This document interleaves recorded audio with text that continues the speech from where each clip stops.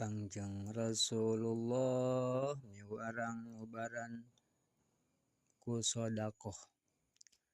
Dina hadis diterangkeun dawu mardakum bis sodaqati ay muruhu biha fa innaha dawaun syar'iyyu wa huwa la yatakhallafu binatijatihi anhu.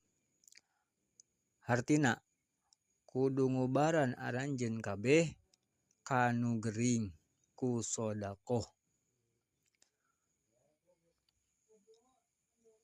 Tegesna kudu nita sodaqoh anjeun kanu gering, sebab eta sodaqoh daf'ul bala, obat anu bangsa syara moal sulaya faidahna pikeun anu gering. Alhamdulillah kacobi ku peribados nyaeta mualif Intaha Fawaidul Makiyah halaman 123.